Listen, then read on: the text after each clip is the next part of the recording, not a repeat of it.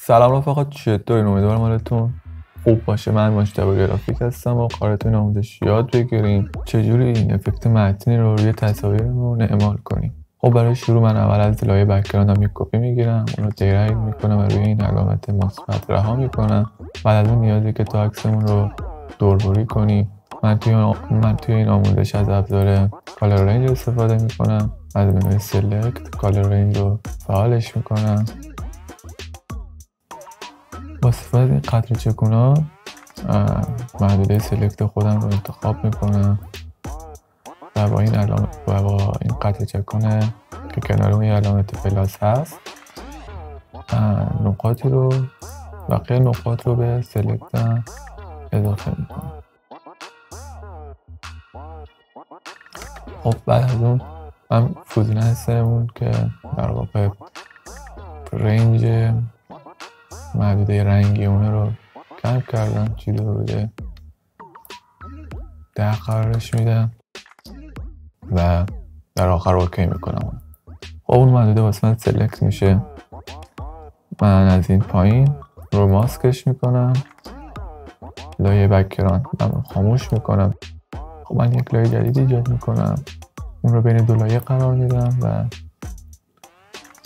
با رنگ مشکی اون لایه رو پر میکنم. رنگ مشکی رو به عنوان فورگراند انتخاب میکنم و آلت و دیلیت رو فشار میدم. همینطور که میبینید من یه سری از جاها مثل این قسمت از چشما، این قسمت از لباس ماسک شدن و توی انتخاب بد سلکت شدن یا یه همچون جاهایی رو هم انتخاب نشدن. پس روی لایه ماسک هم قرار میگیرن. ابزار براش رو انتخاب میکنم با رنگ مشکی.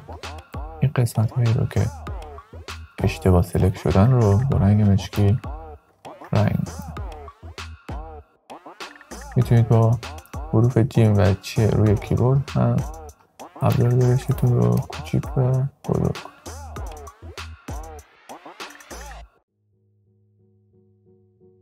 خب دقیقا این قسمتی که الان ما مشکیه رو ما میخوایم، یعنی اون صورت طرف رو ما بهش نیاز داریم. پس لایه ماسک رو باید برعکس کنیم.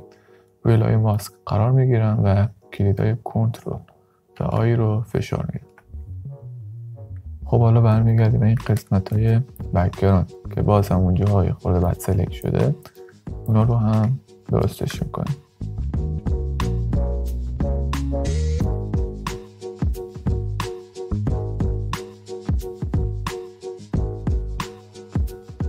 خب حالا از بین بردن اون حالای اطراف مو لازمه که روی لایه ماسک قرار گیریم. میایم به منوی فیلتر، آدر و از اینجا مینیمم رو انتخاب کنیم. خب حالا عدد ریدیوس بسته به تصویر خودتونه. من یک رو انتخاب میکنم، 2. خب وقتی من اینجا پریویو رو هر بار فعال و غیر فعال کنم میتونید تغییرات رو ببینید. چیزی حدود 2 پیکسل واسه تصویر من مناسبه و اوکی میکنم. بعد از اون نیازه که تصویرمون رو سیاه‌سفید کنیم. روی تصویرم قرار میگیرم، کلیدهای کنترل شیفت یو رو فشار میدم تا تصویرم سیاه‌سفید بشه.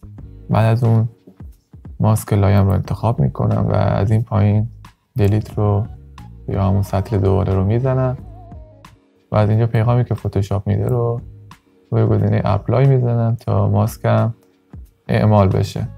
خب بعد از اون روی لایه تصویرم راست کلیک میکنم و گزینه داپلیکیت لایر رو انتخاب میکنم. از اینجا اگر دوست داشتید میتونید اسمم رو تغییر بدید و نیازی که از قسمت داکیومنت اون رو روی نیو قرار بدیم و اوکی کنیم تا کپی لایه‌مون توی یک داکیومنت جدید ایجاد بشه. بعد میریم به منوی فیلتر، بلر و گاشن بلر رو انتخاب میکنیم. چیزی حدود 3 پیکسل رو بهش میدیم و اوکی میکنیم. بعد میریم به منوی فایل و اون رو سیو میکنیم. خب من این فایل رو روی دسکتاپم با اسم 1 اون رو سیو میکنم و روی سیو کلیک میکنم. خب بعد از اینکه سیو شد پنجره رو میبندم، دیگه بهش نیاز ندارم و برمیگردم به داکیومنت اصلی.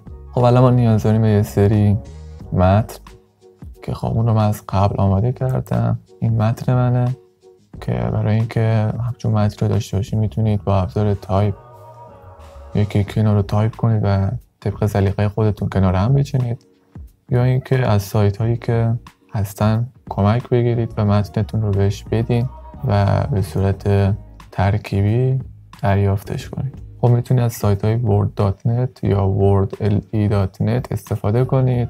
خب من لایه متنم رو انتخاب میکنم، ابزار موو و اون رو کلیک و درگ میکنم توی سند اصلی.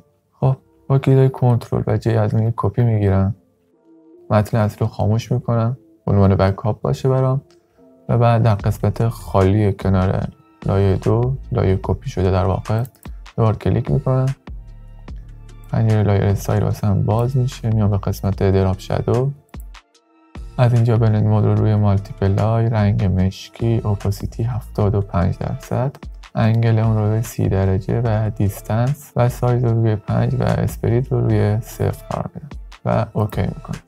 خب من اینجا رو میبندم تا این هاید بشه قسمت افکت ها و شروع میکنم به جایگذاری کردن متن.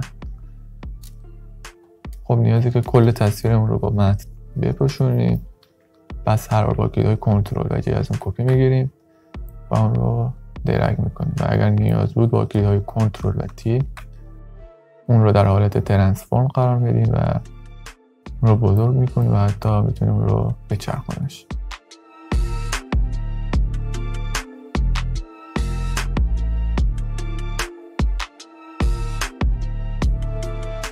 خب من آخرین لایه‌ای که کپی گرفته شده رو انتخاب میکنم، میام پایین و کلید شیفت رو نگه میدارم و روی اولین لایه‌ای که از اون کپی گرفتیم کلیک میکنم. همه اونها انتخاب میشن، کلیدهای کنترل و جی رو فشار میدم تا تبدیل به یک گروه بشن. از اون یک کپی میگیرم و کلیدهای کنترل تی رو فشار میدم از روی کیبورد و خودم رو دوران میدم و باز روی تصویرم قرار میدم و اینتر میکنم. خب هر دو لایه رو با هم انتخاب میکنم، باز کلید کنترل رو از روی کیبورد نگه میدارم و هر دوتاشون رو انتخاب میکنم، راست کلیک میکنم و گزینه کانورت اسمارت آبجکت رو انتخاب میکنم تا تبدیل به یک لایه اسمارت آبجکت بشه. بعد از اون با کلیدهای کنترل و جی یک کپی ازش میگیرم، لایه پایینی رو خاموش میکنم، لایه بالایی رو انتخاب میکنم و میرم به بخش فیلتر، دیستورت و دیسپلیس رو انتخاب میکنم. هوریزونتال اسکیل و ورتیکال اسکیل رو روی 10 قرار میدم، استرچ تو فیت و ریپیت ایج پیکسل رو انتخاب میکنم و اوکی میکنم. در اینجا باید اون فایل کپی که از عکسمون گرفتیم و بهش بلر دادیم رو انتخاب کنیم و کلید اوپن رو بزنیم. خب برای ادامه من روی تامل لایه قرار میگیرم، کلید کنترل رو نگه میدارم و یک کلیک میکنم تا اون نوایی واسه سلکت بشن. لایه رو خاموش میکنم، میام روی لایه عکس دوربری شدم و از اینجا گزینه ماسک رو انتخاب میکنم. خب اینجا حواستون باشه همه لایه ها باید خاموش باشن بجز این لایه بک‌گراند مشکیمون و لایه تصویر سیاه سفید که اون بهش یک ماسک اضافه کردیم. بعد از اون لازمه که کلیدهای کنترل، شیفت، آلت و ای رو فشار بدیم تا از اون یک اسنپ شات گرفته بشه. بعد من تصویر اصلی رو خاموش میکنم و اسنپ شاتم رو به بالاترین لایه انتقالش میدم.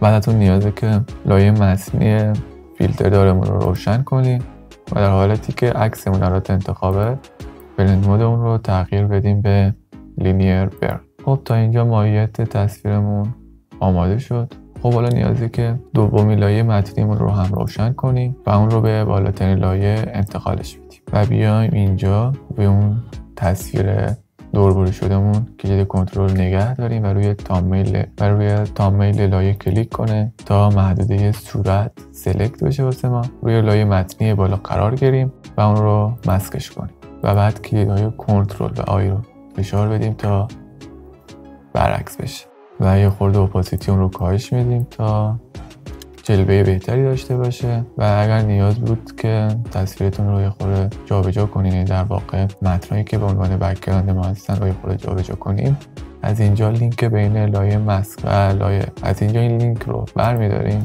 و بعد تامنیل لایه رو انتخاب می‌کنیم و حالا میتونیم بک‌گراند رو تغییر بدیم.